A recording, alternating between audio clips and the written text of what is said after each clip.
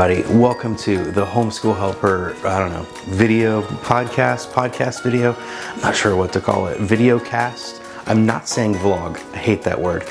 But yeah, here we are. I've been talking about doing this for a while. I want to tell you an interesting story. Last year, I posted some podcast audio on YouTube and it suspended my channel because I didn't have any video with it. They freaked out, so it was a whole thing.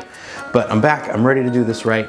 And what I want to do here is I want to have an opportunity to just kind of talk to you guys, to talk to my audience, to tell you guys what I love about homeschooling, and I want to use this as an opportunity to interview some interesting people. I've already done 2, and I'm really excited to share those with you.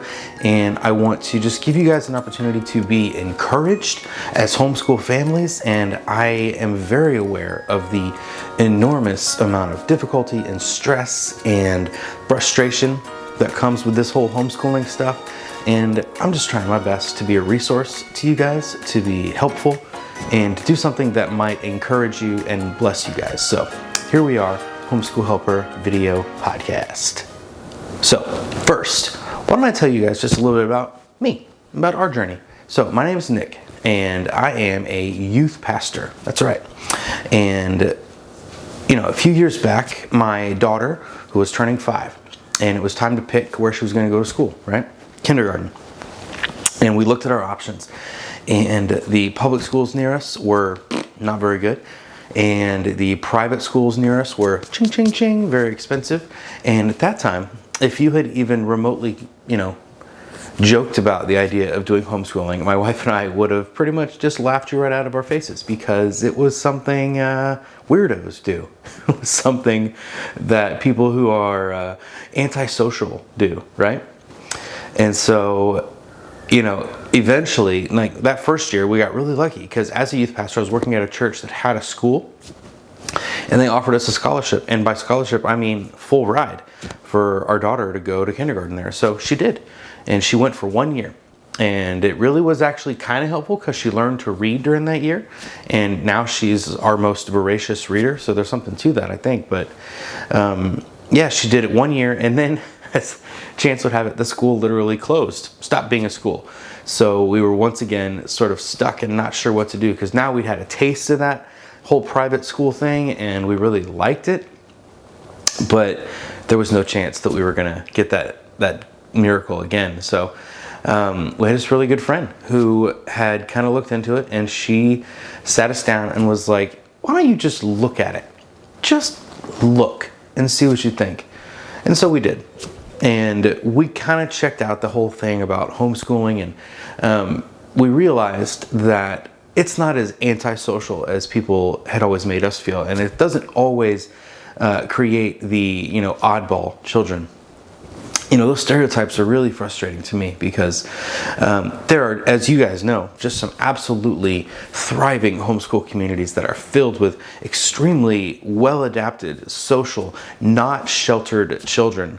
And you know what? I want to put a pin in that sheltered thing and come back to it here in just a minute. But so we looked into some ideas, and we started reading some books, and thankfully it was over a summer, and we were able to find a classical conversations community that was near us. And that first year we weren't able to get into that, so we really just kind of did homeschooling at home, and it was still just with our oldest daughter, because our youngest 2 were 4 and 2 at the time. And so the 4-year-old, we kind of dipped our feet in the water, but for most part it was just the 6-year-old. And to be honest, it wasn't the worst. It was bad. It was not bad. It was good. And it is, as a youth pastor, I do have some flexibility with my time and my schedule. So I was able to be present and helpful as much as I could be. And so I know that was a big thing, a big help for my wife. And so we did it that first year, and it was good. And then thankfully we were able to get into a CC community the next year. And that was when we started our classical conversations journey. And that was really when this whole thing took off. Now this is a very oversimplified version of the story, and my wife and I will sit down and tell you the full detailed story later, because there's a lot more layers to it and a lot more stories about conversations where we both were just like, we can't do this anymore. And if you're a homeschool family, I am sure that you have come to those conversations at some point. And if you haven't, you will. And a big part of that, I think, is the whole concept of competition. And that's one of the things I wanted to talk to you guys about in this first episode, is this idea of education and competition and making sure that kids are on the same level as others in their age group and things like that. And this is a notion that I would very much like to dispel. When we look at public education, it really does become all about competing and staying in line with everybody else and staying at the same developmental level and same developmental track as everybody. And I feel like I might say this a lot, but as homeschool families, I think that we are in a unique position to see that that is just not a thing. It's not real. And I don't believe that there's any science that can back me, that can refute that. Really, show me. Please prove me wrong. I'm very open to be wrong, but I don't think there's any science to the fact that every kid needs to be developing at the same speed and at the same level. Let me give you some examples. My daughter, my oldest daughter, she loves to read. She reads all the time. And my middle daughter, she knows how to read, but it took her a little bit longer, you know? She's pretty good at it. She reads completely different stuff, right? And then my youngest son, who is 6, and then my youngest son, who is 9, he really doesn't like it. It's just not something that he enjoys. And so, to be honest, he never really pushed himself hard in our studies about reading. And now we've got him reading, and it took a minute.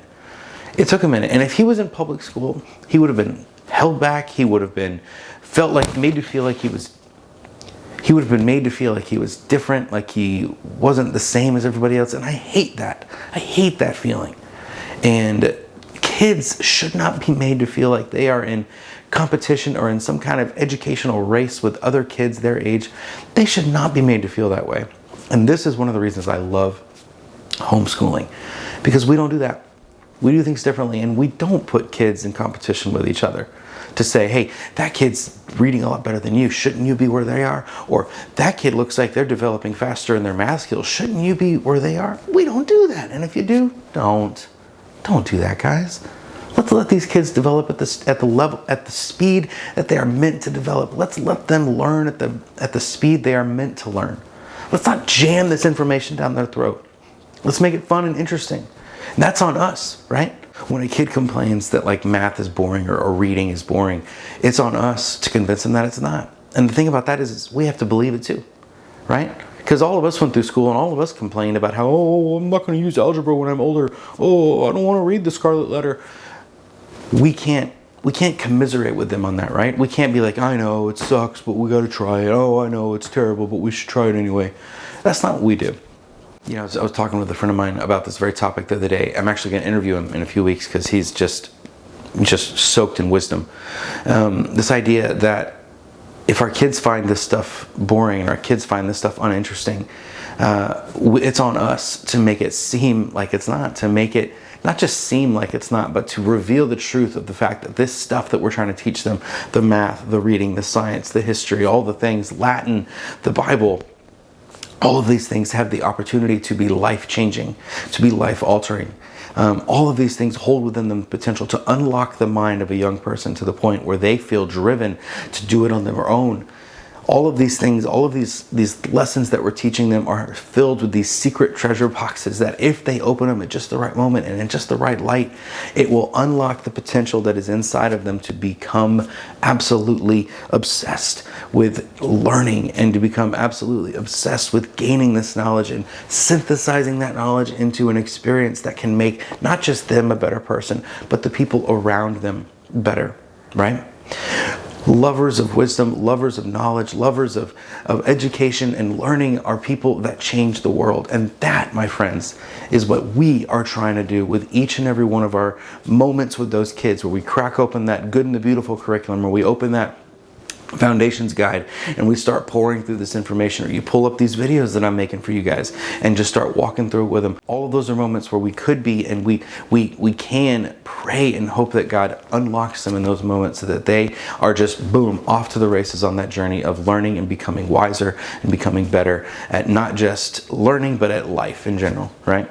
I feel like I'm rambling and I don't want to do that. So I want to thank you guys for checking out episode 1 of the Homeschool Helper video cast. We're going to be doing this all year. So Keep checking out all the playlists because those are the things that are really going to guide you through this year. If you really want to help support what Homeschool Helper is doing, you can click that join button, and that's going to be a big boost to me and my family. And just keep following those playlists throughout the weeks. That's what they're there for. Check out all the videos. I love you guys. Homeschool Helper video podcast, episode 1 complete. Bye.